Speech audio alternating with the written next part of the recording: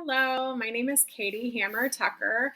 I will be presenting information that I learned from my informational interview that I conducted with Danielle Rose, who is the co owner and operator of Physio Wellness and Rehab LLC. Danielle is an occupational therapist who I had the privilege of working with about 6 years ago when we were both working in home health. And she has always had this dream of creating a freestanding OTPT clinic, and she has made her dream a reality. So I got to talk with her and find out more about this vision that she had and how she manifested this dream into a reality. So, this is Danielle. She has been an occupational therapist for 31 years. She said her interest in therapy began when she was a teenager and she volunteered at Heartland Therapeutic Riding Center, which is an equestrian center that does hippotherapy for children with special needs. And she has been an OT ever since. She's a lymphedema therapist. She's been a certified lymphedema therapist since 2005. She's worked in a multitude of settings, everything from ICU, acute care burn unit, inpatient and outpatient rehab, long-term care, school systems, and home health. And she is now the co-owner and operator of PWR Physio LLC, which she started with a PT coworker. And they operate this clinic out of Lenexa, Kansas. And they have a second location in another part of Kansas, not too far from there. So I was able to talk with Danielle for a little while, and I asked her what made her want to start this clinic, this private practice.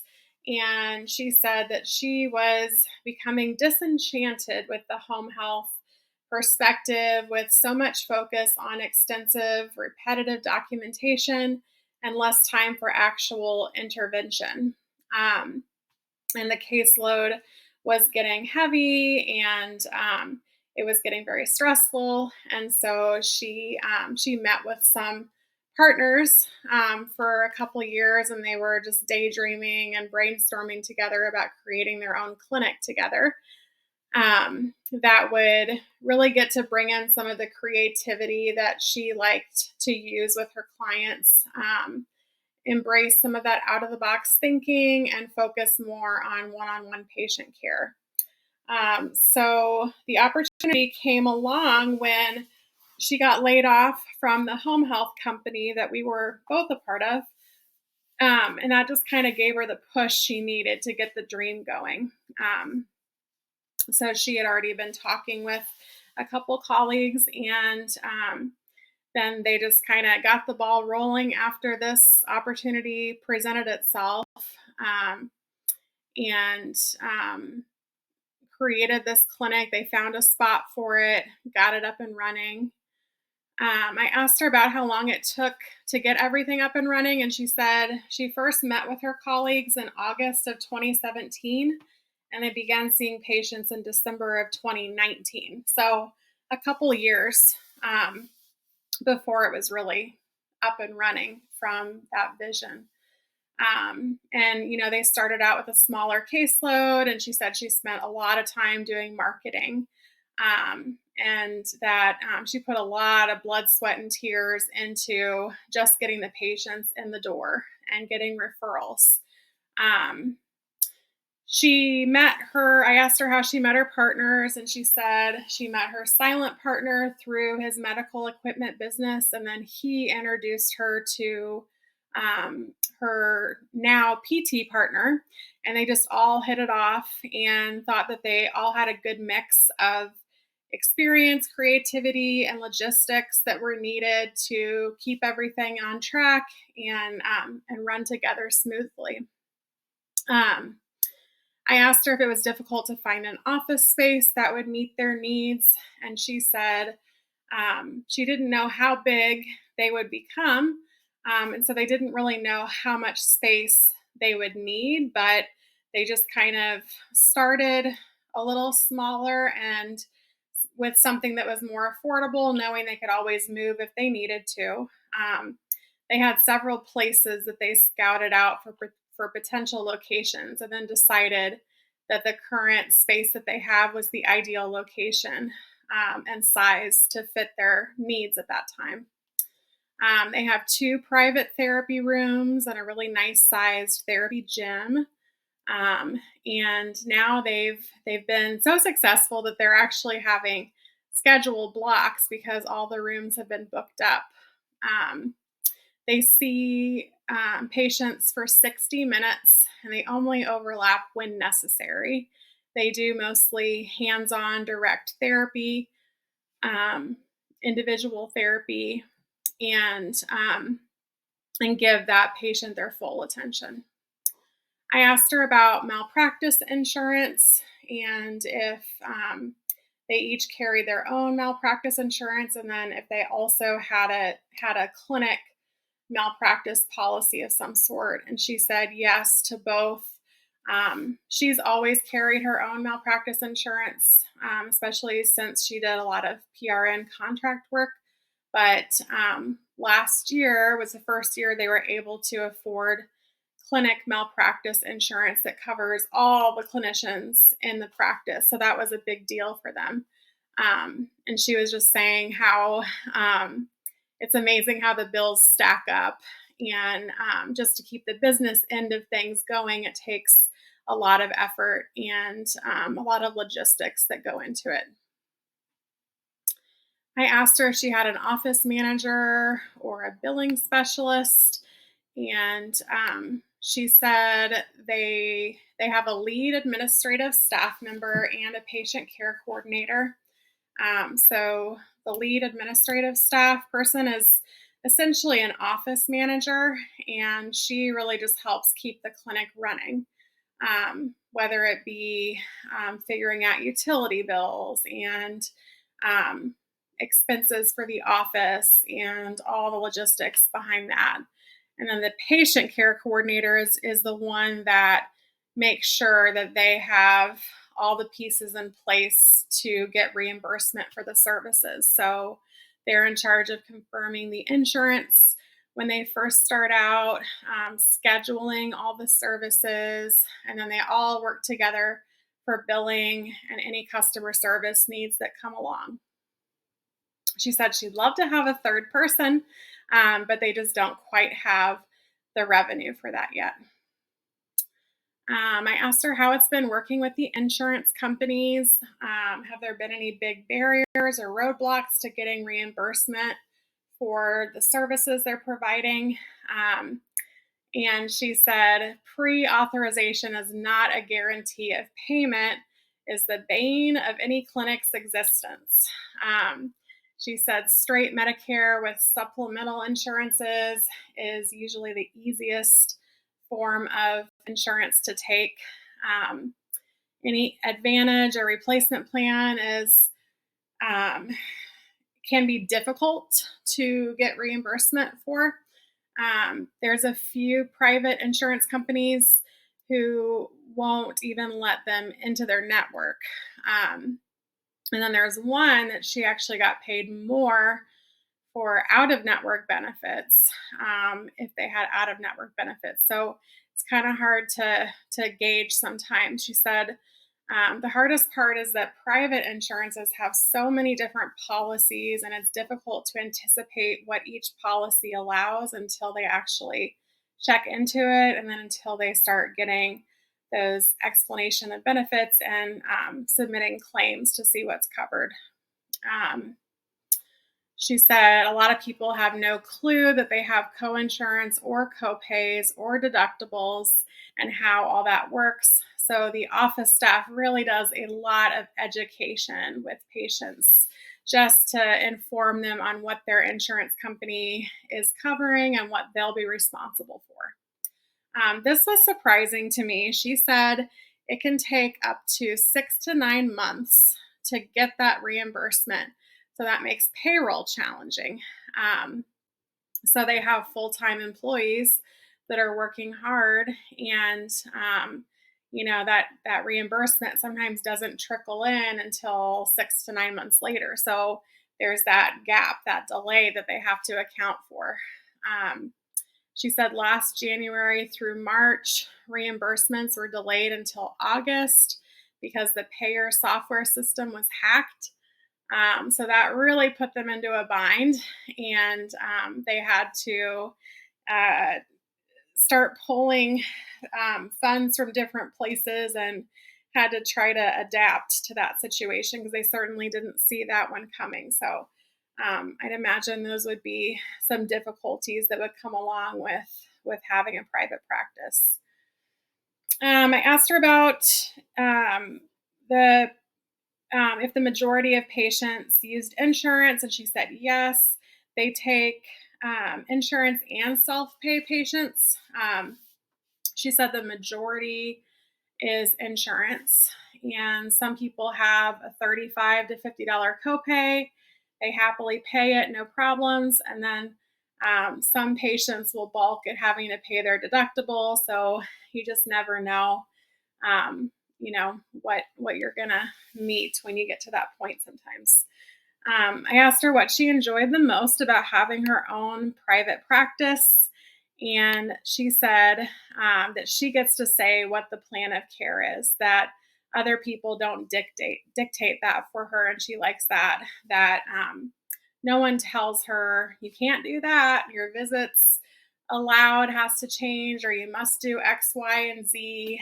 Um, Sometimes the insurance or work comp gives visit limitations, and they'll honor that. But they do also respect each of their clinicians' experience, expertise, and creativity. I like this part where she said, she talked about how her clinic seems to inherit patients who have a history of failing therapy elsewhere and end up making wonderful progress with them. So it really makes a difference that they take that extra time with their patients. They give them one-on-one attention. She from the moment that I met her, I knew she was a person of integrity, and she does the right thing for patients and gives them what they need. So it's pretty cool to see her be in this role and be able to follow her dreams and make these dreams a reality and help so many people. Um, she said also that they each take ownership of their own skills and their role in the clinic. They honor and respect each other, do their best to make the day go as smoothly and successfully as possible. Um, I asked her if she could go back in time and give herself some advice. If she was just beginning the practice, what would it be? And she said, yes, you don't have to have all the answers. Trust your instincts, let it go, and let the office staff figure it out. She talked about sometimes it's okay to delegate things to other people, delegate some of those responsibilities to the office staff instead of trying to tackle it herself so she can focus more on patient care. And then she said, don't expect to make a profit for a while. So that that was kind of a thread I heard several times throughout, is that reimbursement can be challenging sometimes. Um, I asked her if she would have done anything differently from the beginning, and she said she would have insisted that they secured a small business loan to allow them to pay themselves from the beginning, and that she would insist on being a part of every employee interview because they ended up hiring um, a very toxic PT because they needed help really quickly. And it turned out to not be a good fit for the office and caused a lot of extra stress and turmoil. But on the flip side, she was able to find the positive in it and said, after that experience, that her partners and her really bonded over that experience, and they were able to be more selective in the future about who they were hiring and make sure that they were like-minded staff. So they did learn from it and were able to carry forward. Um, I asked her if this was her favorite setting out of all the practice settings that she's been in, and she said yes. She loved working with the kids in the schools and then bonding with the elderly in different settings. But when it came down to some of the politics in some of those settings, she didn't like that. And then how there's just such a strong focus on that revolving door, never ending therapy perspective, and that she felt like a workhorse in the hospitals, and that she didn't like being held to a minimum number of minutes for each session. Um, and this made total sense when we were talking, and she was giving the example of someone that had a terminal diagnosis. And if their loved ones came in from out of state to visit them, she said, you better believe that I'm going to allow that patient to spend time with their family because that's more important than getting their therapy minutes on that day, especially. So, you know, billing is important, but in the end, she said, treating a human being like a human is really important too. She loved home health until there was a lot of changes and restrictions that started piling up, um, and corporate just being more stringent on their policies and telling therapists what they could do and not do. She didn't like that aspect of it, but she likes being able to have the autonomy and be able to use some of her creativity when operating her own clinic. I asked her for her advice because I would love to be able to open up my own private clinic one day. Um, and she gave me some advice on that and talked more about some of those insurance reimbursement challenges and how to navigate some of that. Um, she had some connections that she could get me in touch with to help me out down the road. And she was just really helpful overall about all of those questions. And then I had asked her about her hours and what kind of work week she had. And she said that she's usually there from on Monday, Wednesday, and Friday from 8 to 5. And then she has a couple other locations in the community that she goes to on Tuesday and Thursday. One of them being a day program for adults with developmental disabilities. So that was pretty much my interview with her. And then as far as those questions go that we have from class here, um, why I chose this topic, an area of practice, is because I really want to be able to have my own private clinic one day. And I had remembered that she just recently opened up her own clinic. And so I thought she'd be a good one to reach out to get more information. The most interesting information that I learned was probably about the insurance reimbursement. I had no idea that it could take 6 to 9 months in some cases to get reimbursement for services. That was a little bit scary. And so I could see where those roadblocks could really pose some barriers. Anything I learned confirmed what I already knew or thought was true. Just about, I think, it confirmed that I think having that autonomy would be really nice and be able to make our own decisions and have more creativity and a little bit more free reign to choose how we want to run our practice would be a big benefit of having a private clinic.